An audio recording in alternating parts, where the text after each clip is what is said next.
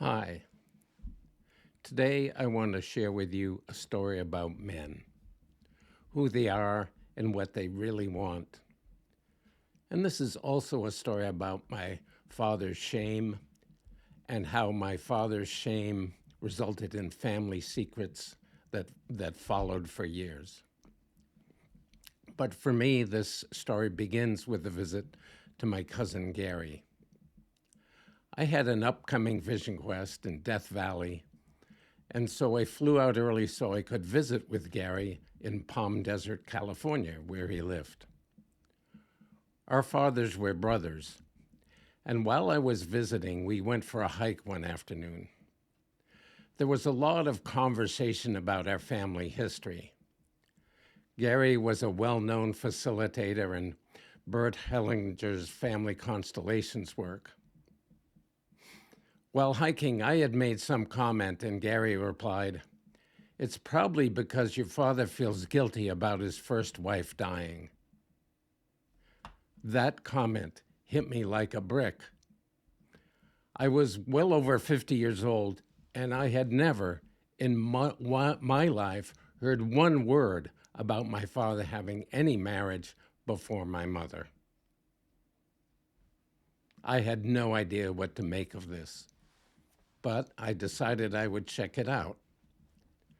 So a couple months later, I was back on the East Coast and I was visiting my parents. I found myself alone in the car with my dad and asked him about Judith, the name of his first wife. He denied knowing anyone named Judith, and he ridiculed the whole idea of having a previous wife. Now I was really lost, hearing one thing from Gary, another thing from my father. But about a week later, I got a phone call from Gary, and he told me that my father had called him up and been really angry with him for telling me that he had been married before. Why was he hiding it from me? It really didn't make any sense to me. I'd be fine with it. I'd even be curious. And then I realized he wasn't hiding it from me. It was my mother and anyone who might mention it to her that he was hiding it from. So, my father grew up with a rough life in Boston. He was 12 when the Depression started. His mother was divorced, which rarely happened in that era. And my father would get up before 5 a.m. to go out to sell newspapers on the streets to help support the family. Now, there were good and not so good corners for selling papers. And if you wanted a good corner, you had to fight for it. My father was embarrassed by his past. He'd go to school tired and just fall asleep, and so his grades suffered. And for that reason, for the most part, he just totally avoided talking about it. But I once heard him say, when talking to one of my uncles, that he always had the best corner. He always had the best corner, and you had to fight to get a good corner. As he got a little older, he became an amateur boxer and then even had a few professional fights until World War came and he joined the Army. He rose in the ranks, became a master sergeant and then a drill sergeant, and he taught marksmanship and hand-to-hand combat, and he continued to box while in the Army.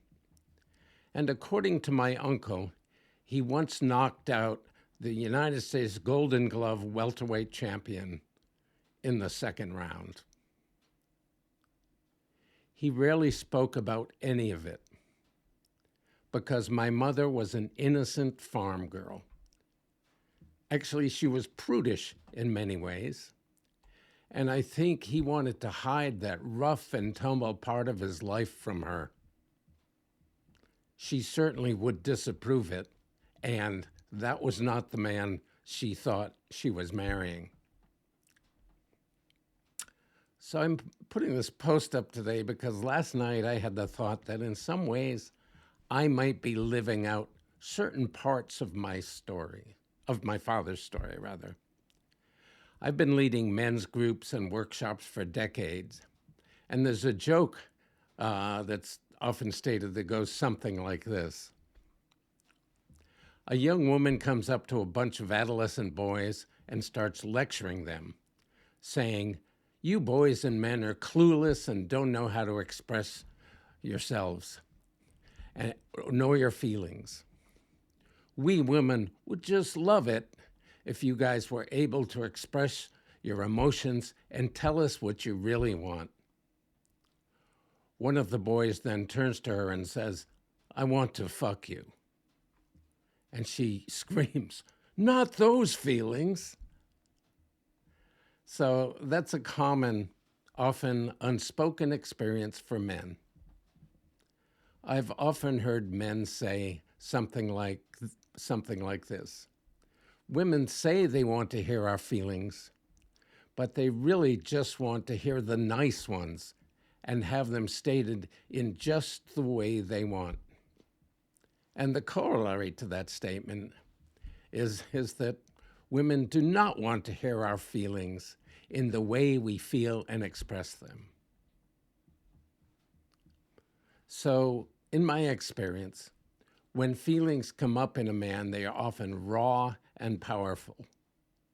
The grief, the anger, the frustration they've been told to man up and keep silent about for so long often erupts in ways that are frightening to women.